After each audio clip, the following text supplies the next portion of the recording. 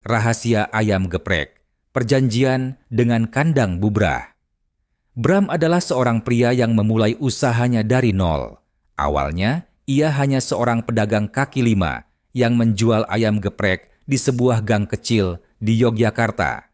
Rasanya yang pedas dan khas perlahan menarik perhatian banyak pelanggan, tetapi itu tidak cukup untuk mengubah hidupnya.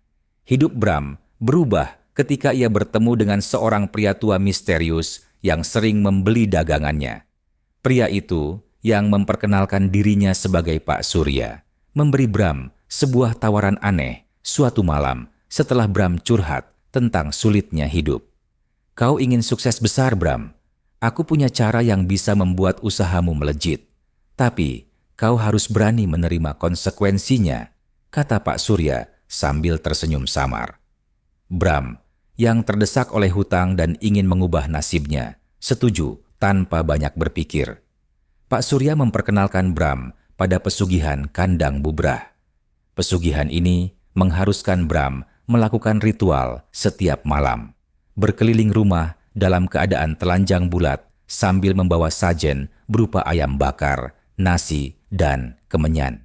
Selain itu, ia juga harus merenovasi sebagian rumahnya setiap tahun, mengikuti perintah gaib yang akan datang kepadanya. Awalnya, Bram merasa malu dan jijik dengan ritual itu. Namun, keanehan terjadi tak lama setelah ia melakukannya. Pelanggannya bertambah pesat, cabang-cabang ayam geprek mulai bermunculan, dan uang mengalir tanpa henti. Rumah Bram pun mulai berubah. Setiap renovasi yang ia lakukan terasa semakin aneh. Ada kamar tanpa pintu, lorong-lorong yang tidak mengarah kemana-mana, dan ruangan-ruangan yang tidak digunakan, tetapi terasa selalu ada yang mengisi. Istrinya, Lina, mulai merasa ada yang tidak beres. "Mas, kenapa rumah ini seperti labirin? Dan kenapa setiap malam aku mencium bau kemenyan di pekarangan?" Bram selalu menghindari pertanyaan itu dengan alasan pekerjaan atau renovasi untuk memperluas rumah. Lina, meskipun curiga, tidak pernah mendesaknya lebih jauh. Setelah beberapa tahun, suara gaib mulai menghantui Bram lebih sering. Malam itu, saat sedang berkeliling rumah dengan ritual seperti biasa, ia mendengar suara berat yang menggema di telinganya. "Waktumu hampir habis, Bram. Apa yang kau ambil, harus kau bayar." Bram merasa tubuhnya membeku. Ia tahu bahwa setiap perjanjian pesugihan selalu memiliki harga, tetapi ia berharap bahwa harga itu tidak akan datang terlalu cepat. Satu malam, Lina tiba-tiba jatuh sakit. Awalnya hanya demam biasa, tetapi kondisinya memburuk dengan cepat. Dokter tidak bisa menemukan apa yang salah dengan tubuhnya, tetapi Lina sering mengigau tentang rumah mereka. "Mas, ada yang mengawasi kita di rumah ini. Tolong aku." Bram mulai merasa bersalah. Ia tahu bahwa Lina kemungkinan besar adalah bagian dari bayaran yang diminta oleh kandang bubrah. Namun, ia tidak punya keberanian untuk menghentikan ritual atau mencari jalan keluar. Pada suatu malam, Lina meninggal dengan cara yang misterius. Ia ditemukan tergeletak di ruang tamu dengan ekspresi ketakutan di wajahnya. Tidak ada luka atau tanda-tanda penyakit, tetapi Bram tahu apa yang telah terjadi. Setelah kematian Lina, suara gaib semakin sering muncul. Kini, suara itu tidak hanya memerintah Bram untuk melanjutkan ritual, tetapi juga mulai menuntut lebih banyak. "Kau kehilangan istrimu, tetapi itu belum cukup. Siapkan dirimu untuk kehilangan lebih banyak." Bram mulai merasa paranoid. Ia takut tidur di rumahnya sendiri dan mulai menghabiskan lebih banyak waktu di luar rumah, mengunjungi cabang-cabang usahanya. Namun, rumah itu seperti memiliki magnet yang menariknya kembali. Pada malam-malam tertentu, ia mendengar suara langkah kaki di dalam rumah. Meskipun ia tinggal sendiri, bayangan-bayangan hitam sering muncul di sudut matanya, dan setiap kali ia mencoba melarikan diri dari ritual, usahanya tiba-tiba mengalami kemunduran. Setelah merasa tidak tahan, Bram memutuskan untuk membeli rumah baru di luar kota. Ia berharap bahwa dengan meninggalkan rumah lamanya, ia bisa memutus hubungan dengan kandang bubrah. Namun, meskipun tinggal di rumah baru, ritual itu tetap mengikutinya. Suara gaib masih muncul setiap malam, memerintahkannya untuk terus melakukan ritual yang sama, bahkan di rumah barunya. Pada suatu malam, saat ia melakukan ritual, ia mendengar suara tawa kecil dari salah satu ruangan di rumah barunya. Saat ia memeriksa, ia melihat bayangan Lina berdiri di sudut ruangan dengan mata kosong, memandang langsung ke arahnya. "Mas, kenapa kau biarkan aku pergi?"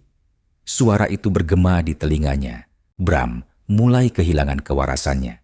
Kesuksesannya tidak lagi membawa kebahagiaan, melainkan ketakutan yang terus-menerus menghantuinya. Pada suatu malam, suara kandang bubrah berbicara lebih keras daripada sebelumnya. "Waktumu hampir habis, Bram.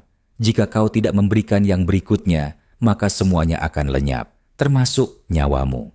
Bram berlutut, menangis di tengah pekarangan rumahnya. "Apa yang harus aku lakukan? Beritahu aku." Suara itu hanya tertawa. Kemudian, dari dalam rumah, terdengar suara pintu yang terbuka dengan keras. "Masuklah, Bram." Jawabannya ada di dalam. Bram ragu, tetapi ia tahu bahwa tidak ada jalan lain. Dengan langkah berat, ia berjalan menuju rumah itu, membuka pintu, dan masuk ke dalam kegelapan. Bram melangkah masuk ke dalam rumahnya yang gelap. Udara di dalam terasa dingin dan lembab, meskipun di luar udara hangat. Setiap langkah yang ia ambil terasa seperti dihantui oleh suara langkah lain yang membayangi dari belakang. Lampu di ruang tamu tiba-tiba menyala dengan sendirinya, menampilkan ruangan yang tampak berbeda dari biasanya.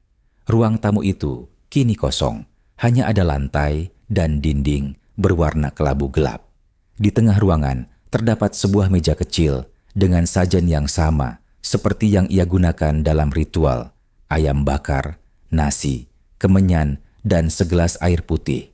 Dari sudut ruangan, ia mendengar suara tawa kecil, suara yang bercampur dengan bisikan-bisikan. Perlahan, sosok bayangan mulai muncul, berubah menjadi Lina. Ia berdiri di sudut ruangan dengan tatapan kosong dan senyuman samar. "Mas, kenapa kau kembali? Apa kau belum cukup kehilangan?" Lina berbicara dengan nada lembut, tetapi penuh kebencian. Bram gemetar, tubuhnya kaku. "Lina, aku tidak punya pilihan. Mereka mengancam akan mengambil segalanya dariku. Aku hanya ingin melindungi apa yang tersisa." "Melindungi? Kau bahkan tidak bisa melindungiku," jawab Lina dengan tawa dingin. Sosoknya perlahan bergerak mendekat, tetapi tubuhnya mulai berubah. Wajahnya tetap seperti Lina, tetapi tubuhnya perlahan berubah menjadi hitam legam, penuh dengan tekstur seperti tanah basah. Dari belakangnya, suara berat khas kandang bubrah menggema. "Kau sudah tahu apa yang harus kau lakukan, Bram. Pilihanmu tinggal satu." Di hadapan Bram, dinding-dinding rumah mulai berubah. Mereka bergerak seperti makhluk hidup, menciptakan lorong panjang yang gelap. Di ujung lorong itu, ada sebuah pintu bercahaya merah menyala. "Masuklah," kata suara itu lagi, kini lebih kuat, memekakan telinga Bram. Bram menatap pintu itu dengan ketakutan. Ia tahu bahwa di balik pintu itu ada sesuatu yang akan mengubah hidupnya, atau mungkin mengakhirinya. Tetapi di sisi lain, ia tahu bahwa menolak perintah ini hanya akan memperburuk keadaan. Dari arah belakangnya, suara Lina yang kini berubah menjadi jeritan tajam memanggil, "Mas, jangan pergi, jangan tinggalkan aku lagi." Namun, langkah Bram terus maju menuju pintu itu. Tangannya gemetar saat ia meraih gagang pintu. Ia memutar gagang itu perlahan, dan pintu terbuka dengan suara keras, menampilkan sebuah ruangan yang dipenuhi cahaya merah menyilaukan. Di tengah ruangan itu, Bram melihat sesuatu yang membuatnya terhenti. Matanya membelalak dan tubuhnya membeku. Tidak ada suara keluar dari mulutnya, hanya nafas berat yang bercampur dengan ketakutan murni. Suara kandang bubrah terdengar lagi, lebih dekat dari sebelumnya, berbicara tepat di telinganya. "Selamat datang di akhir jalanmu, Bram. Apa kau siap membayar harganya?" Pintu di belakangnya tertutup dengan keras, mengunci Bram di dalam. Di luar, rumah itu kembali sunyi, hanya meninggalkan jejak-jejak ritual yang ia lakukan selama bertahun-tahun. Bram berdiri di tengah ruangan yang dipenuhi cahaya merah menyala. Matanya terpaku pada sesuatu yang berada di tengah ruangan. Sebuah singgasana besar yang tampak seperti terbuat dari tulang dan daging, berdiri megah, berdenyut seperti makhluk hidup. Di atasnya, seekor monyet hitam besar duduk dengan tatapan tajam, mengenakan mahkota emas yang penuh dengan ukiran-ukiran rumit. Monyet itu berbicara dengan suara yang dalam, menggema ke seluruh ruangan. "Bram, kau telah mengambil jalan ini dengan kesadaran penuh. Usahamu berkembang, kekayaanmu berlipat, tetapi setiap kesuksesan ada harganya. Kau tahu aturan kami, tidak ada yang gratis." Bram jatuh berlutut, air matanya mengalir deras. Ia tidak bisa mengalihkan pandangannya dari makhluk itu. Aku sudah kehilangan Lina. Bukankah itu cukup? Apalagi yang kalian inginkan dariku?" Monyet itu mengeluarkan suara tawa yang mengerikan, campuran antara tawa manusia dan binatang. "Cukup? Belum, Bram. Pengorbanan Lina hanyalah awal. Jika kau ingin terus menjaga apa yang telah kau miliki, kau harus memberikan lebih, dan waktumu hampir habis." Di ruangan itu, bayangan-bayangan mulai bergerak. Sosok Lina muncul lagi, kali ini tampak lebih utuh, tetapi matanya tetap kosong. Dari bayangan lain, dua sosok kecil muncul, anak-anak Bram yang selama ini ia pikir aman. Mereka berdiri diam, memandang ayah mereka dengan ekspresi datar. "Tidak, jangan sentuh mereka."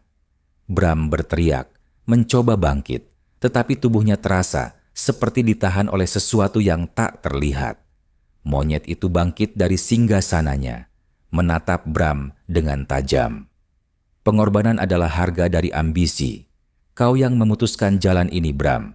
Sekarang pilihlah keluargamu atau kekayaanmu." Ruangan itu mulai bergetar hebat. Suara jeritan dan tawa bercampur menjadi satu. Cahaya merah menjadi semakin menyilaukan, dan perlahan-lahan ruangan itu mulai runtuh seperti pasir yang tertiup angin.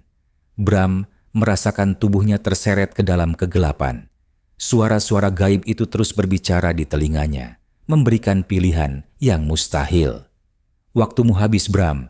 Tentukan sekarang, atau semuanya lenyap." Dalam kegelapan, Bram hanya bisa menangis, berteriak, dan memohon. Tetapi suara gaib itu hanya tertawa. Akhirnya, sebuah suara berat berbicara untuk terakhir kalinya. "Keputusanmu adalah milikmu. Namun, ingatlah, setiap pilihan membawa konsekuensi. Kau akan menanggungnya hingga akhir hayatmu." Ruangan itu hancur sepenuhnya, meninggalkan Bram sendirian di tengah kegelapan yang sunyi. Ia mencoba memanggil Lina dan anak-anaknya, tetapi tidak ada jawaban. Tiba-tiba, ia membuka matanya dan mendapati dirinya berada di meja makan di rumahnya dengan piring ayam geprek di hadapannya. Rumah itu tampak normal, tetapi terasa berbeda, seolah-olah sesuatu sedang mengawasinya dari setiap sudut. Di luar, suara pelanggan terdengar ramai seperti biasa. Bisnisnya masih berjalan sukses, tetapi Bram tidak bisa menghilangkan bayangan Lina dan anak-anaknya dari pikirannya. Di sudut ruang tamu, ia melihat foto keluarga mereka. Gambar Lina dan anak-anaknya perlahan memudar, menyisakan wajah Bram sendirian di dalam foto. Bram menyadari bahwa waktunya semakin dekat dan bayangan keputusan yang ia tunda terus menghantuinya. Bram duduk di meja makan, memandangi piring ayam geprek yang masih mengepul di depannya. Tangannya gemetar, pikirannya kacau. Semua yang baru saja ia alami terasa nyata. Tetapi bagaimana mungkin ia kembali ke rumahnya seperti tidak terjadi apa-apa? Ia mendongak, menatap sekeliling. Rumah itu terlihat normal, tetapi keheningannya menusuk. Tidak ada suara dari dapur, tidak ada suara langkah kaki Lina atau anak-anaknya. Ia memanggil, "Lina, anak-anak," tetapi hanya gemas suaranya yang menjawab. Perasaan aneh menyelimuti Bram. Ia berjalan ke ruang tamu dan melihat foto keluarga di dinding. Foto itu kini hanya menampilkan dirinya seorang. Wajah Lina dan anak-anak mereka telah memudar sepenuhnya, seolah-olah mereka tidak pernah ada. Tubuh Bram melemas, lututnya menyerah, dan ia jatuh terduduk di lantai. "Apa yang telah aku lakukan?" gumamnya sambil menatap kosong ke arah foto itu. Tiba-tiba, terdengar suara pintu depan yang terbuka perlahan. Bram berbalik, matanya terbelalak saat melihat Lina berdiri di ambang pintu. Namun, sesuatu tentang Lina tampak berbeda. Tubuhnya pucat, rambutnya kusut, dan matanya kosong seperti kaca. Di belakangnya, dua anak mereka berdiri diam dengan ekspresi datar. "Mas, kenapa kau biarkan kami pergi?" Suara Lina terdengar dingin, bergema di seluruh ruangan. Bram mundur perlahan, tubuhnya gemetar. "Lina, aku tidak punya pilihan. Aku hanya ingin kita sukses. Aku tidak tahu ini akan terjadi." Lina melangkah maju, diikuti oleh anak-anak mereka. Setiap langkah mereka membuat udara di sekitarnya semakin dingin. "Pilihanmu, Mas. Ini semua karena pilihanmu." Saat Bram hendak berteriak, suara berat dari kandang bubrah tiba-tiba terdengar, memecah keheningan. "Waktumu belum habis, Bram, tapi mereka sudah menjadi bagian dari kami. Jika kau ingin menyelamatkan diri, kau tahu apa yang harus dilakukan." Suara itu membuat Bram semakin panik. Ia berlutut, memohon pada Lina dan anak-anaknya. Namun, mereka hanya menatapnya tanpa emosi. Dari luar rumah, suara ketukan perlahan terdengar. Semakin lama, semakin keras. Bram berdiri dan berjalan ke arah pintu dengan langkah berat, mencoba mengabaikan Lina dan anak-anaknya yang kini berdiri diam di tengah ruangan, memperhatikannya dengan tatapan kosong. Ketika ia membuka pintu, ia tidak menemukan siapapun di luar. Tetapi di ambang pintu, sebuah amplop merah tergeletak. Tangan Bram bergetar saat ia mengambilnya dan membuka isi amplop itu. Di dalamnya hanya ada satu kalimat tertulis dengan tinta hitam pekat. "Renovasi berikutnya harus selesai dalam waktu 7 hari atau semuanya akan berakhir." Tiba-tiba, suara tawa gaib terdengar di sekelilingnya, semakin keras dan memekakan telinga. Ketika Bram menoleh ke dalam rumah, Lina dan anak-anaknya telah menghilang, meninggalkan ruangan yang kembali kosong. Bram berdiri di ambang pintu, amplop itu jatuh dari tangannya. Napasnya berat dan pikirannya dipenuhi dengan ketakutan. Ia tahu waktunya semakin singkat dan harga dari pesugihan ini belum sepenuhnya terbayar. Dalam keheningan malam, Bram hanya bisa bergumam, "Apalagi yang harus aku korbankan?" Dari kejauhan, suara langkah kaki samar terdengar mendekat, diiringi dengan suara monyet yang melengking tajam. Bram berdiri terpaku di depan pintu rumahnya, menatap amplop merah yang kini tergeletak di lantai. Suara langkah kaki dan lengkingan monyet yang mendekat membuat bulu kuduknya berdiri. Ia merasa seperti dikepung oleh sesuatu yang tak terlihat, sesuatu yang lebih gelap dari kegelapan malam itu. Ia buru-buru menutup pintu, menguncinya rapat-rapat, seolah itu bisa menghentikan apapun yang datang. Tapi ketukan di pintu segera menggema, perlahan namun mengintimidasi. Ketukan itu diiringi oleh suara berat yang familiar, suara dari kandang bubrah. "Waktumu tidak banyak, Bram. Apa kau siap untuk pengorbanan berikutnya?" Bram berteriak, frustrasi. "Aku sudah kehilangan Lina, anak-anakku, apalagi yang kalian inginkan dariku?" Suara itu tertawa, rendah dan menyeramkan. "Kekayaanmu besar, Bram. Keberhasilan usahamu mengundang lebih banyak yang iri, lebih banyak yang menginginkan kehancuranmu. Harga dari semua ini tidak murah. Kau tahu aturan kami, rumahmu harus terus dibangun, diubah, direnovasi. Kalau tidak, kau yang akan hancur." Bram merasa dadanya sesak. Ia teringat pesan dalam amplop merah tadi. Renovasi berikutnya harus selesai dalam waktu 7 hari. Tapi, bagaimana mungkin? Rumah itu baru saja direnovasi 3 bulan lalu. Bahkan ia telah menghabiskan ratusan juta untuk memastikan segala persyaratan pesugihan terpenuhi. Namun, suara itu belum selesai. Tumbal terakhir masih bisa diselamatkan, Bram. Tapi hanya jika kau berani menanggung risiko yang lebih besar. Tumbal terakhir? Bram tersentak. Siapa lagi? Lina dan anak-anakku sudah kalian ambil. Apa yang kalian maksud? Ketukan di pintu berhenti, digantikan oleh suara langkah kaki yang menjauh perlahan.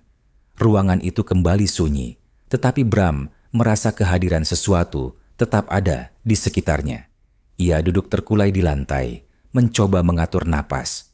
Ia teringat sesuatu yang pernah disampaikan oleh seorang dukun yang ia temui sebelum memulai pesugihan ini. Kandang bubrah adalah perjanjian tanpa akhir. Rumahmu akan terus menjadi ladang ritual, dan setiap kali kau gagal, harganya akan lebih berat dari sebelumnya. Malam itu, Bram mencoba memikirkan jalan keluar. Ia menghubungi arsitek dan pekerja bangunan, memaksa mereka untuk mulai renovasi esok hari, meski mereka mengeluh karena waktunya terlalu singkat. Tapi, di dalam hatinya, Bram tahu bahwa sekadar merenovasi rumah tidak akan cukup. Malam berikutnya, setelah pekerja bangunan memulai renovasi, Bram mendapati rumahnya menjadi lebih aneh dari biasanya. Dinding-dinding rumah seakan hidup, bergetar perlahan seiring dengan langkah kakinya. Di kamar tidur, ia menemukan cermin besar yang tidak pernah ia beli. Dalam pantulan cermin itu, ia melihat bayangan Lina, berdiri di belakangnya, memandang dengan tatapan kosong. "Mas, sudah berapa jauh kau akan melangkah?" Suara Lina terdengar samar, tapi penuh dengan emosi. Bram memalingkan wajahnya dari cermin, tidak mampu menjawab. Ia tahu bahwa pilihan-pilihan yang ia buat telah merenggut semuanya darinya. Tapi, apa gunanya menyesal sekarang? Pada malam ke-6, Bram mulai merasa sesuatu yang ganjil terjadi di dalam rumah. Renovasi berjalan lancar, tetapi pekerja bangunan mulai melaporkan hal-hal aneh. Pintu yang mereka pasang kembali terbuka sendiri, alat-alat yang mereka tinggalkan berpindah tempat, dan cat di dinding yang baru diaplikasikan tiba-tiba mengelupas seolah sudah bertahun-tahun tertempel. Di tengah malam, suara-suara dari loteng rumah mulai terdengar. Bram memberanikan diri naik ke loteng dengan membawa senter. Ketika ia membuka pintu loteng, ia menemukan tumpukan foto-foto lama keluarganya yang sebelumnya ia simpan rapi. Tapi setiap foto kini menunjukkan sesuatu yang aneh. Wajah Lina dan anak-anak mereka di foto itu memandangnya dengan ekspresi marah dan sedih. Di sudut loteng, ia melihat sebuah kotak kayu tua yang sebelumnya tidak ada. Dengan hati-hati, ia membuka kotak itu dan menemukan sebuah kain putih yang dilipat rapi. Ketika ia membukanya, kain itu ternyata adalah kain kafan dengan tulisan merah menyala. "Waktumu habis." Tiba-tiba, pintu loteng tertutup dengan keras. Bram terjebak di dalam dan suara lengkingan monyet kembali terdengar. Kali ini lebih keras dari sebelumnya, seolah-olah berasal dari dalam rumah. "Pilihanmu, Bram," suara berat itu menggema di seluruh loteng. "Korbankan dirimu atau semuanya akan sia-sia." Cahaya senter Bram mulai berkedip-kedip, lalu mati sepenuhnya. Dalam kegelapan, ia merasakan sesuatu yang dingin menyentuh bahunya, diikuti oleh suara tawa yang mengerikan. Dan kemudian, semuanya menjadi hitam. Keesokan harinya, para pekerja bangunan menemukan rumah itu kosong. Bram menghilang tanpa jejak. Renovasi berhenti total, dan rumah itu perlahan-lahan mulai rusak, seolah-olah ditinggalkan selama bertahun-tahun. Di tengah ruang tamu, mereka menemukan amplop merah dengan tulisan tangan yang berbunyi, "Ini baru permulaan."